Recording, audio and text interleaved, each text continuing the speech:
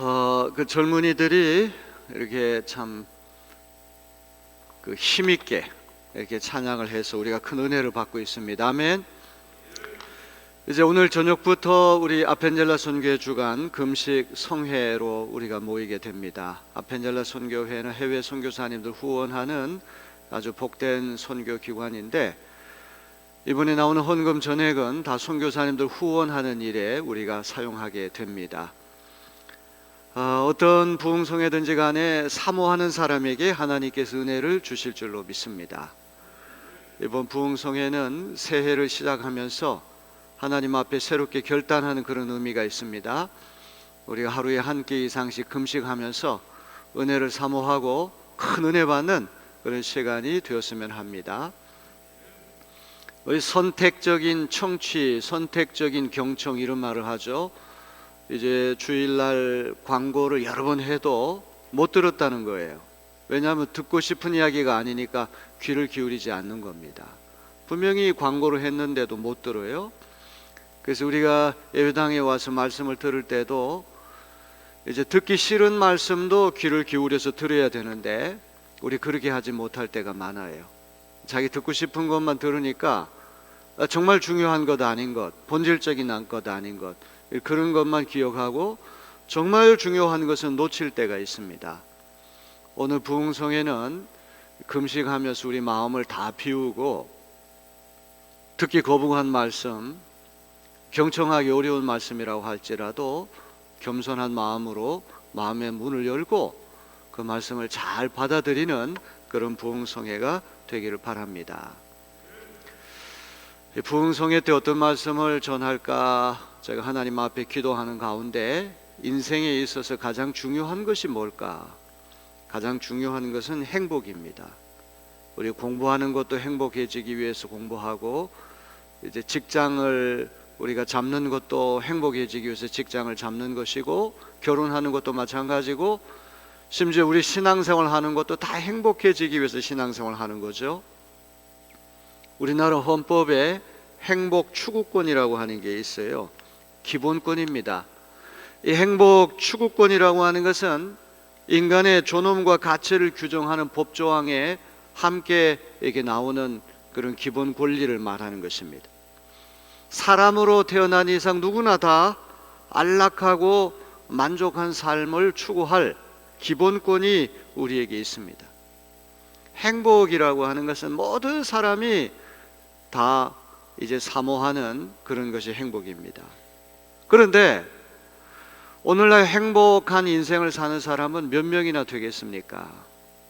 돈이 많다고 해서 행복합니까? 권력이 높다고 해서 행복합니까? 인기가 높다고 해서 행복합니까?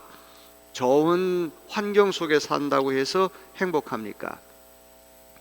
행복이라는 것은 외적인 환경이 결정하는 문제가 아니라 마음과 자세가 결정하기 때문에, 우리 마음과 자세가 바로 되지 않으면 아무리 좋은 일을 만나도 행복해지기 어렵다는 것이죠.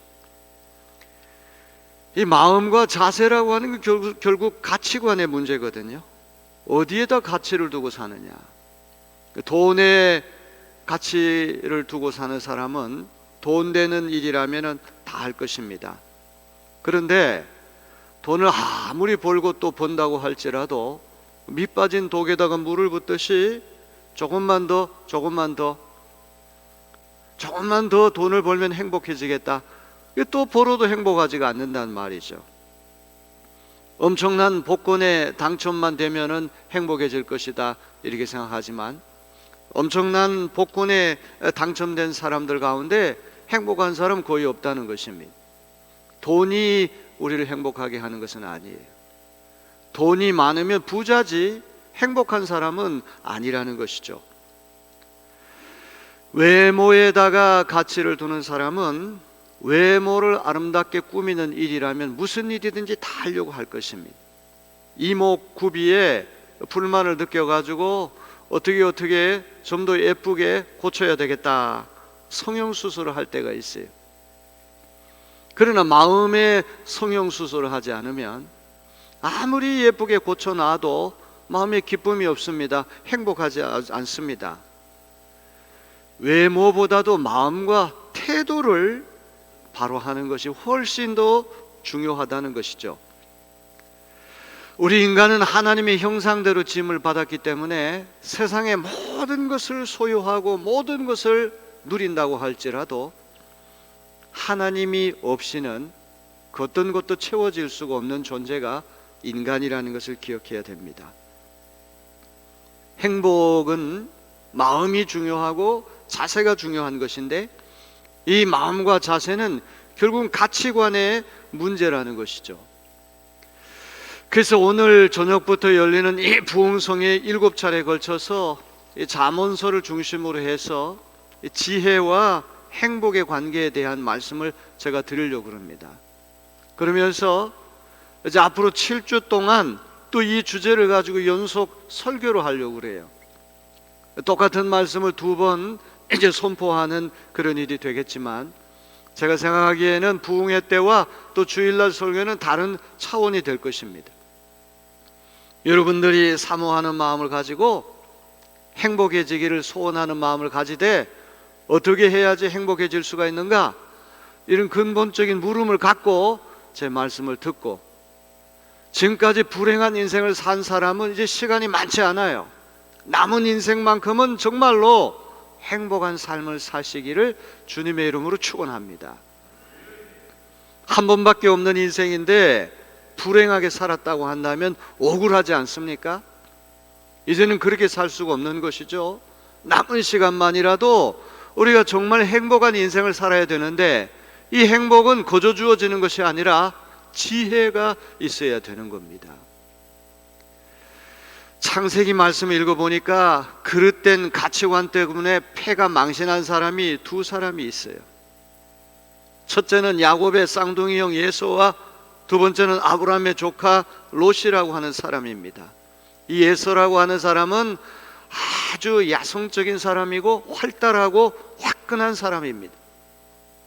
하루 종일 들판을 쏘다니면서 사냥을 하는 사나이 중에 사나이가 예서입니다. 나중에 자기를 속여먹은 야곱을 죽이겠다고 날뛰다가도 순식간에 마음을 바꾸어서 너그럽게 용서하는 상남자 중에 상남자가 바로 예서라고 한 사람이에요. 그런데 예서에는 문제가 있어요. 예서의 문제는 무엇입니까? 가치관이 잘못됐다는 거예요. 어디에다가 가치를 두느냐? 그의 가치관이 지나치게 육적이고 지나치게 세상적이고 물질적이다. 여기에 문제가 있는 것입니다. 하루 종일 들판을 쏘다니면서 사냥을 하다가 집에 돌아와서 이제 배가 고파 허기가 졌는데 아주 이 간악한 야곱이 형의 약점을 알고는 팥죽 한 그릇에 장자의 명분을 팔라고 그랬어요. 영적인 세계보다 육적인 세계를 더 중요하게 여기는 에서는 어떤 영적인 어떤 그런 축복보다도 지금 당장 배고픈 거, 허기 면하는 것이 더 중요하다. 그래서 그만 팥죽 한 그릇에 장자의 명분을 팔아 넘기고 말았어요. 마음과 자세가 잘못돼서 가치관이 어그러지니까 이 그릇된 가치관 때문에 일생 후회하는 이제 일을 선택하게 됐던 것이죠. 아브라함의 조카 롯도 마찬가지입니다. 아브라함 이 삼촌 집에 얹혀 살던 롯의 재산과 삼촌의 재산이 점점 더 많아지니까 이 양가의 종들 사이에 자꾸 분쟁이 생기는 거예요.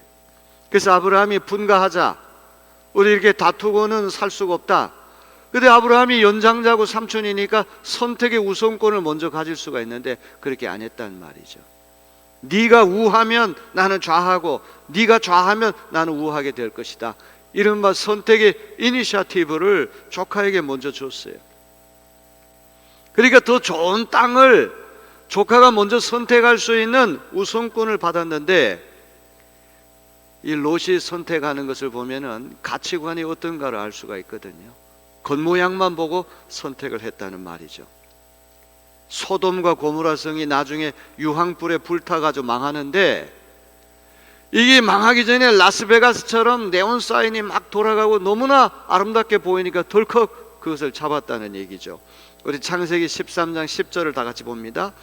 이에 롯이 눈을 들어 요단 지역을 바라본즉 소알까지 온 땅에 물이 넉넉하니 여호와께서 소돔과 고모라를 멸하시기 전이었으므로 여호와의 동산 같고 애굽 땅과 같았더라. 소돔과 고모라 성이 하나님 멸하시기 전이었기 때문에 물이 넉넉하고 그 겉모양을 보면은 하나님의 동산 같고 애굽 땅과 같았다. 그 당시 애굽 땅은 오늘로 얘기하면 미국과 같이 아주 부자 나라를 얘기하는 거죠. 겉모양만 보고 그 지역에 사는 사람들이 얼마나 윤리적으로 타락하고 얼마나 영적으로 부패했는가, 이거는 생각도 하지 않고 겉모양만 바라보고 덜썩 소돔과 고모라 땅을 선택했다가 나중에 거의 죽을 뻔했잖아요. 간신히 목숨만 부지하고 아내는 뒤돌아보다가 소음 기둥이 되고 이런 비극적인 일이 일어나게 된 것입니다. 여러분, 우리가 행복한 인생을 살기 위해서는 마음이 중요합니다. 태도가 중요합니다. 외적인 환경이 중요한 것이 아닙니다. 이렇게 되면은 내가 행복해지리다, 그게 아니에요. 그 이전에 내 마음이 어떻고 내 자세가 어떻고 내가 어떤 가치관을 갖고 사느냐, 이것이 중요하다고 하는 것을 기억해야 됩니다. 그런데 이 가치관의 문제는 지혜가 있어야 되는 것이거든요. 자, 이런 맥락에서 우리가 잠언서가 말씀하는 지혜를 우리가 잘 살펴보고 2022년도 새해에는 여러분 다 지혜로운 사람 되어지기를 주님의 이름으로 축원합니다. 지혜가 없고 미련하고 어리석어서 불행하고 실패하고 하는 일마다 자꾸 우리가 충돌을 일으킬 때가 많잖아요. 새해에는 우리 하나님 앞에 납작 엎드려서 지혜를 사모하고 그 지혜를 가지고 의미 있는 삶, 행복한 삶, 가치 있는 삶을 살아내는 우리 모두가 되어야 할 줄로 믿습니다. 이 구약 성경에 보면은 지혜서, 성문서라고도 얘기를 하는데, 이 지혜 문학, 옛날 이스라엘에서부터 조상했을 때부터 전승돼 내려오던 어떤 지혜들을 모아놓은 그런 책들이 있어요. 시편이라고 하는 책, 욥기라고 하는 책, 잠언이라는 책, 전도서, 이런 책들은 다 지혜 문학에 들어가는 책들입니다. 청년의 때는 잠언서를 읽고, 이 장년의 때는 욥기서를 읽고, 노년의 때는 전도서를 읽어라. 시편은 전천으로, 청년 때든 장년 때든 노년기든 항상 전천으로 시편을 읽어라. 특별히 전쟁이 일어날 때 전쟁터에 가장 많이 갖고 가는 책이 시편이라고 하는 그런 말씀이 있죠. 그런데 제가 어디 여행을 갈 때 딱 한 권의 책만 휴대하고 내가 늘 그 말씀을 묵상하고 싶은 책이 있다면 무슨 책일까 생각해 봤는데, 저는 잠언서가 그런 책이라고 생각을 해요. 아직 청년의 때는 아니지만 청년들이 특별히 귀담아 들어야 할 생명과 진리의 말씀이 잠언에 다 수록되어 있어요. 정말 이 잠언 말씀은 너무나 귀한 말씀이기 때문에 이것을 머리에 통째로 외워가지고 그 말씀대로 살면 하나님이 지혜를 주시고 지혜 가운데 성공할 수 있고 지혜 가운데 행복해지는 역사가 일어나게 될 것입니다. 그래서 여러분들이 금년 한 해 동안에 이 잠언서 말씀, 우리 새해 들어서 일곱 번째가 설교하려고 하는데, 이 말씀을 잘 경청하셔서 이 잠언의 말씀을 마음에 품고 살아가는 그런 한 해가 되기를 바랍니다. 잠언이라고 할 때 이 잠자는 바늘 잠 혹은 찌를 잠, 그런 말이에요. 어느 말씀 혼자 바늘로 쿡쿡 찌르는 말씀이 잠언이라는 말이죠. 이 번역이 참 잘된 말씀이 아닌가 싶습니다. 무감각하고 미련한 사람을 바늘로 콕콕 찔러가지고 정신 차려라, 이렇게 하는 말씀이 잠언이라는 것이죠. 영어로는 버브라고 돼요. 프로라는 말은 앞이라는 말이고, 버브라는 말은 이게 동사, 행동한다, 이런 말 아닙니까? 말한다, 이 버브라고 하는 말이 말한다는 말인데, 버브라고 하는 말은 앞에서 앞으로 일어날 일을 미리 말해준다는 말이에요. 네가 이렇게 살면은 인생을 행복하게 살 수 있고 성공할 수 있는데, 네가 이렇게 미련한 삶을 살면은 너 큰일 난다. 미리 말해주는 책이 잠언서라고 하는 책이에요. 잠언을 솔로몬이 지은 책으로 알려져 있습니다. 솔로몬은 지혜의 명군으로 알려진 사람이죠. 다윗 임금이 자기의 왕위를 물려줄 때 발끝에서부터 머리끝까지 흠이 없고 아주 뛰어난 능력이 있는 압살롬에게 왕위를 물려주지 않았어요. 모략에 능한 아도니아에게 왕위를 물려주지 않았습니다. 솔로몬에게 왕위를 물려줬어요. 이유는 무엇입니까? 지혜가 있었기 때문에 그런 것입니다. 지혜가 뛰어난 이 솔로몬은 얼마나 지혜가 뛰어났는지 이 솔로몬이 지은 잠언이 3,000가지가 되고 노래가 1,005편이나 된다고 성경은 말씀하고 있습니다. 이런 지혜가 뛰어난 솔로몬이 아주 오랜 조상 때부터 전해져 내려오는 속담, 격언 이런 것들을 집대성해 가지고 잠언을 편찬한 것입니다. 이 잠언은 철저하게 청년에게 주는 말씀이죠. 장차 왕위에 올라갈 사람들, 또 국가의 고위 관료가 돼서 국가를 이끌어간 어떤 핵심 브레인들에게 주는 왕실 교육서 혹은 인생 지침서,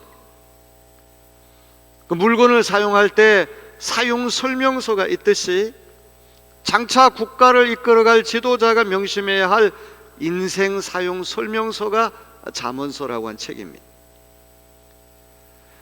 자, 이런 잠언서에 나온 말씀을 제가 주제별로 이렇게 정리를 해서 앞으로 7차례 설교를 하려고 하는데, 제일 먼저 우리가 던져야 할 질문은 이것입니다. 지혜는 무엇인가? 지혜는 어디에서부터 오는가? 지혜는 무엇이고 지혜는 어디에서부터 오는 것인가? 욥기 28장을 우리가 지혜의 장이라고 말을 하는데, 지혜는 하나님이 주시는 선물이라고 말씀하거든요. 다이아몬드가 어디 묻혀 있고 사파이아, 홍옥, 금, 은 이런 보석이 어디에 묻혀 있는지 사람들이 기가 막히게 알아내 가지고 거기 가가지고 굴을 파고 들어가서 천장에 대롱대롱 매달려 가지고 그런 광물을 기가 막히게도 잘 캐내는데, 지혜는 어디 있는지 모른다. 지혜는 오리무중, 아무도 어디 있는지 출처와 기원을 모른다는 거예요. 왜? 지혜는 하나님으로부터 오는 것이기 때문에 그런 것입니다. 지혜는 하나님 주신 선물이고, 지혜의 근원이시고 지혜 자체이신 하나님께서 사모하는 자에게 주시는 선물이 지혜인 것을 믿으시길 바랍니다. 돈이 많다고 해서, 권력이 높다고 해서 지혜를 사고 팔 수 있는 것도 아니에요. 돈이 많아가지고 억만금을 주고 지혜를 사들일 수 있는 것도 아니고, 권세가 높아가지고 지혜를 마음대로 부릴 수 있는 것도 아니란 말이죠. 지혜는 하나님께서 사모하는 자에게 값없이 주시는 선물이 지혜라는 것입니다. 야고보서 1장 5절을 다 같이 볼까요? 너희 중에 누구든지 지혜가 부족하거든 모든 사람에게 후히 주시고 꾸짖지 아니하시는 하나님께 구하라. 그리하면 주시리라. 아멘. 우리 가운데 지혜가 부족하지 않은 사람이 누가 있겠습니까? 학교에서 공부하는 학생들도 지혜가 부족하고, 선생님도 지혜가 부족하고, 회사에서 직장 생활할 때도 지혜가 부족하고, 중요한 결정을 내리고 선택할 때도 지혜가 부족해서 엉터리로 결정하고 선택할 때가 얼마나 많습니까? 한번 선택을 잘못해가지고 두고두고 후회하는 경우가 얼마나 많습니까? 우리는 다 지혜가 부족한데, 지혜가 부족할 때마다 모든 사람에게, 특별한 사람에게만 주시는 게 아니에요. 모든 사람에게, 사모하는 자에게 하나님께서 후히 주시고 꾸짖지 아니하신다, 성경은 말씀합니다. 이번 부흥성의 기간 동안에 여러분이 해결하기 어려운 까다로운 문제가 있습니까? 골치 아픈 문제가 있습니까? 하나님 앞에 납작 엎드려 그 문제 해결할 수 있는 지혜를 달라고 기도해 보세요. 하나님 반드시 지혜 주실 줄로 믿습니다. 오늘 부흥회를 앞두고 이렇게 아멘이 작으면 어떻게 부흥회를 할 수 있겠어요? 우리 박종학 권사님은 아멘 안 하시네. 맨 앞에 앉아 계시는데 한번 우리 연습을 좀 한번 해봅시다. 아멘! 아멘! 자, 그렇게 좀 열정적으로 우리 부흥회에 임하는 이번 집회가 되기를 주님의 이름으로 축원합니다. 네, 우리 박종학 권사님 마스크가 움직이는 거 보니까 아멘을 한 것 같아요. 군대 가면 유격훈련 할 때 그 몇 명 되지 않지만 이 산이 강 무너질 것 같고 그렇게 큰 소리가 나오잖아요. 옛날 제가 고등학교 다닐 때 한 학년이 600명이니까 전교생이 1800명이에요. 엄청나게 많은 숫자죠. 매일 조회를 하는데 예국가 부르고 교가 부르는데 에이, 내가 안 해도 다른 사람 부르겠지. 입만 립싱크, 입만 움직이는 거예요. 그러니까 1800명이 교가 애국가를 불러도 소리가 안 나는 거예요. 근데 유교훈련 가면 안 하면 이제 벌을 받으니까 젖먹던 힘까지 내가지고 크게 소리를 외치니까 큰 소리가 나는 거예요. 새해에는 우리 그런 정신으로 살아가야 할 줄로 믿습니다. 기왕이면 오늘 저녁부터 집회가 있는데 그냥 그런 집회지, 늘 하는 요식행위지 그런 생각하지 말고 이제 남은 세월이 많지가 않아요. 저도 어느 순간에 내 자신의 미래를 생각할 때 야, 이게 아니구나, 정말 지금 정신 차려야 할 때구나, 그것을 제가 발견하게 된다 이 말이에요. 우리 이 새해 2022년도 하나님 우리에게 주신 너무나 귀한 선물인데 그냥 대충 그렇고 그렇게 살 수는 없잖아요. 뭔가 새롭게 살아야 되잖아요. 회복되고 새 창조가 일어나야 되지 않습니까? 그래야 여러분 가정도 살고 직장도 살고 사업도 살고 이 나라도 살고 교회도 살아야 되지 않습니까? 그런 간절한 마음, 절박한 마음을 가지고 사모하는 마음으로 나와야 합니다. 사모하는 자에게 지혜가 부족하거든 후히 주시고 꾸짖지 아니하시는 하나님께 구하라. 그리하면 하나님께서 주신다는 말이에요. 그 지혜는 뭡니까?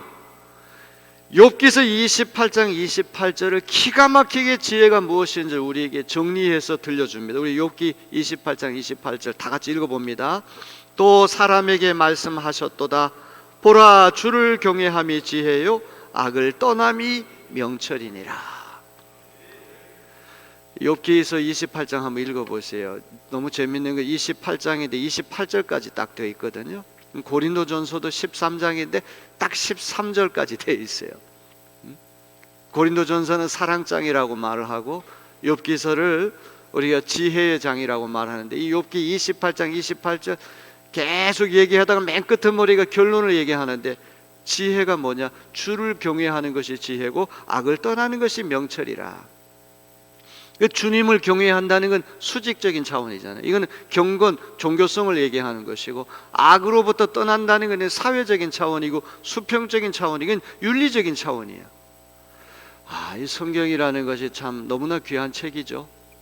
하나만이 아니라 지혜는 수직과 수평이 함께 교차하는 거예요. 십자가가 하나님과 우리 관계, 이웃과의 관계, 사람 관계, 이 수직과 수평이 교차하는 것이 십자가이듯이 먼저 하나님을 경외하는 것이 지혜고 악으로부터 떠나는 것, 윤리적으로 바르게 사는 것이 지혜다. 성경이 이렇게 말하는 거예요. 지혜라는 것은 결국은 우리 인격의 문제고 영혼의 문제 같아요. 이게 잠언서가 처세술을 가르치는 책이 아니야.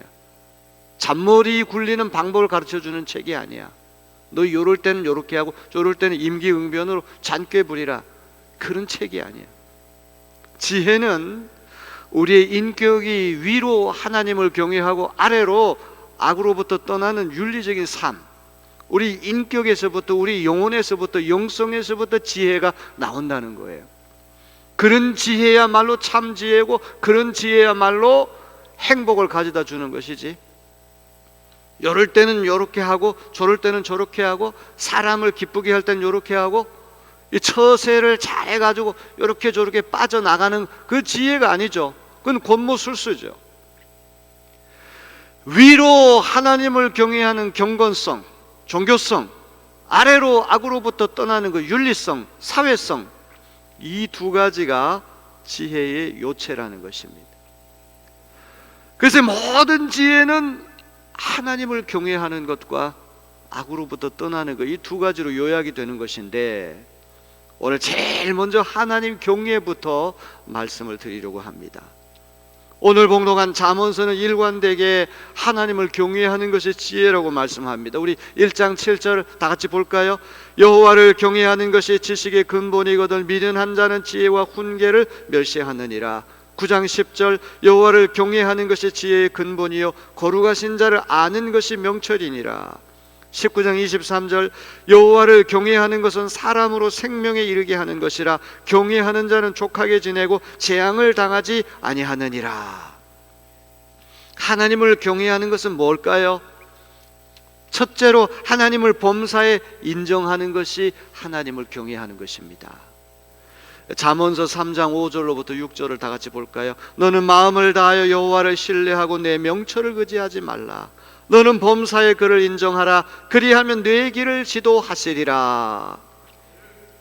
얼마나 아름다운 말씀인지 알 수 없어요. 저도 이제 이렇게 과거에 어떤 결정을 내리고 선택을 하고 처신을 했던 여러 가지 일들이 떠오를 때가 많아요.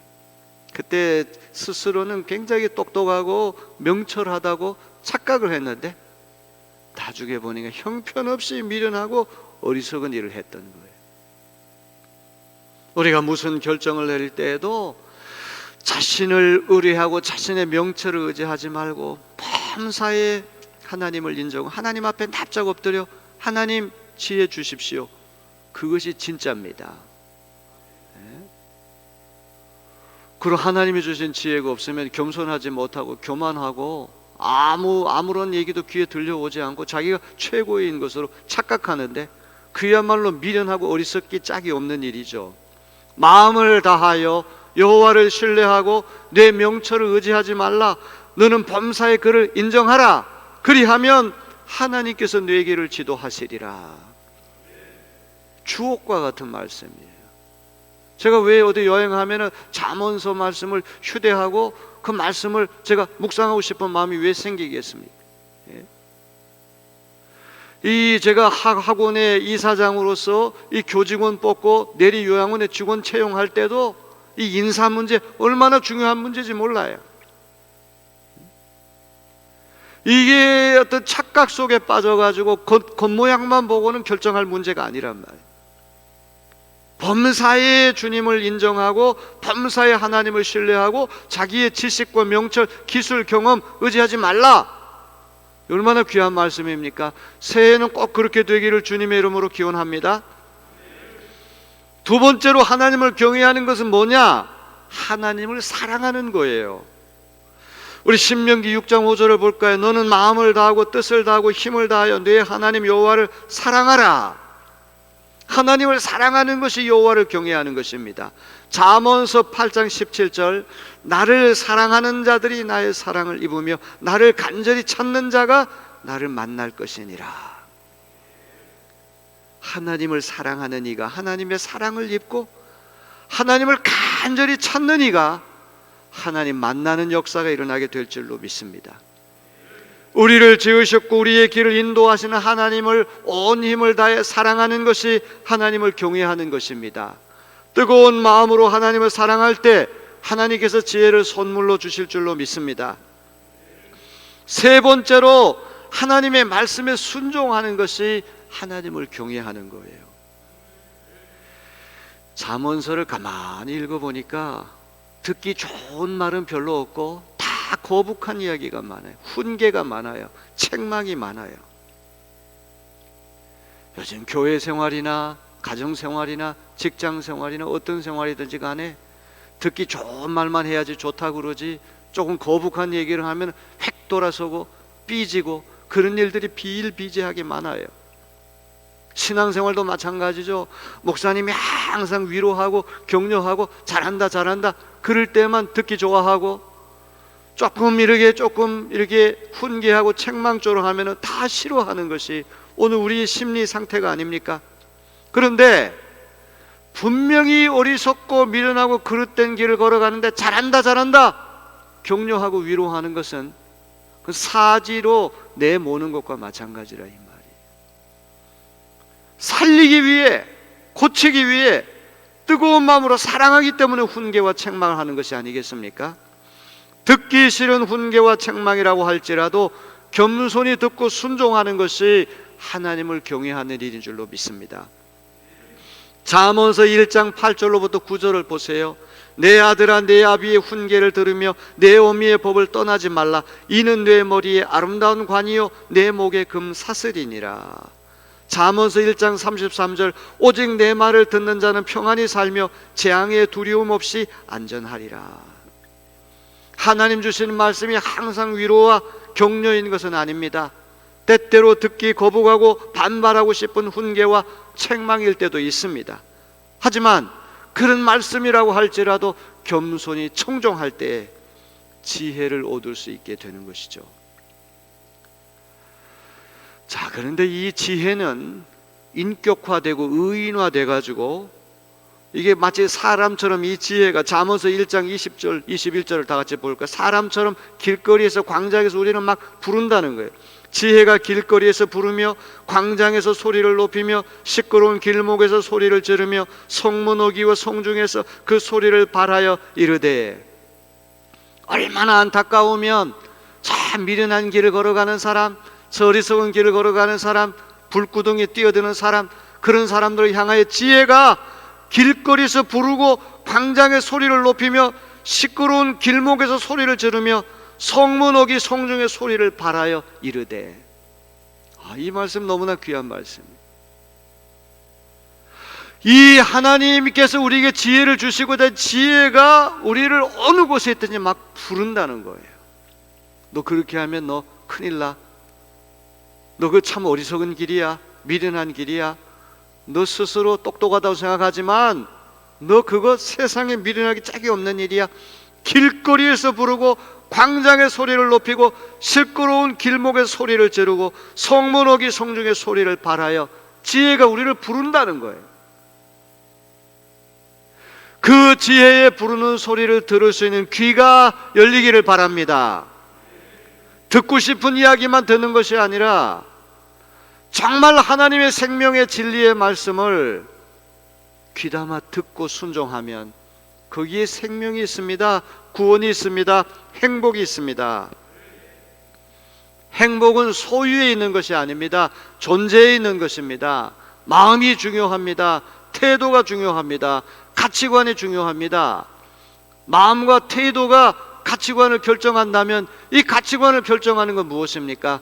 지혜가 가치관을 결정한다는 그런 말이죠. 가치 정의라는 말이 있어요. Value Orientation.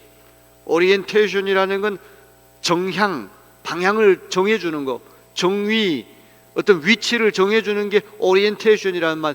Value Orientation. 가치 정의, 가치를 바른 방향으로 잡아주는 것. 이 얼마나 중요한 문제인지 알 수가 없는 것이죠. 자동차를 운전할 때 가장 중요한 것이 뭘까 생각하면 두 가지가 제일 중요해요. 악셀레이터가 중요한 게 아니에요. 악셀레이터 그냥 그대로 들이다 밟다가는 이게 사고 납니다. 제일 중요한 두 가지가 뭡니까? 첫째는 핸들이고 두 번째 브레이크예요. 핸들은 방향을 바로 잡아주는 거예요. 브레이크는 위험한 일이 있을 때 제동 장치를 해주는 거죠. 우리 인생을 살아갈 때 핸들 조정을 잘해야 되고 브레이크를 잘 밟아야 돼요. 이 방향이 잘못된 그 방향을 우리가 걸어간다면 그 핸들을 바로 조정해서 방향을 바로 잡아야 되죠. 너무 과속을 하고 위험한데도 방향을 잘못 잡고 돌진해 나가면 큰 사고가 일어납니다. 적절하게 제재를 가해야 된다 이 말이죠. 이런 지혜가 잠언서를 통해서 나타나고 사모하는 자에게 하나님께서 이런 지혜를 주신다 약속하셨고 그런 지혜가 있는 사람이 행복한 인생을 살 수 있다는 그러한 우리가 믿음을 갖고 이번 송회에는 다 여러분들이 지혜롭게 되어지기를 주님의 이름으로 축원합니다. 지혜롭게 된다 그래가지고 뭐 박사 학위 받은 사람처럼 머리가 무거워지는 그런 것이 아니에요. 박사 학위 10개 있는 사람보다도 초등학교 근처도 못 간 할머니가 훨씬 더 지혜로운 인생을 삽니다. 지혜는 이게 어떤 상아탑에서 책상에서 나오는 게 아니라 삶 한가운데서 나오는 거랍니다. 자, 잠언서 2장 2절로부터 6절 말씀 읽으면서 제 설교를 마칩니다. 잠언서 2장 2절로부터 6절 다 같이 한 목소리 읽어볼까요? 지혜에 내 귀를 기울이고 명철에 내 마음을 두어라. 슬기를 외쳐 부르고 명철을 얻으려고 소리를 높여라. 은을 구하듯 그것을 구하고 보화를 찾듯 그것을 찾아라. 그렇게 하면 너는 주님을 경외하는 길을 깨달을 것이며 하나님을 아는 지식을 터득할 것이다. 주님께서 지혜를 주시고 주님께서 친히 지식과 명철을 주시기 때문이다. 너무나 귀한 말씀입니다. 이 말씀 그대로 여러분들이 이번 성회를 통해 주님이 들려주시는 지혜에 귀를 기울이고 그 지혜의 말씀을 다 받아들이는 복된 성회가 되어지기를 주님의 이름으로 축원합니다.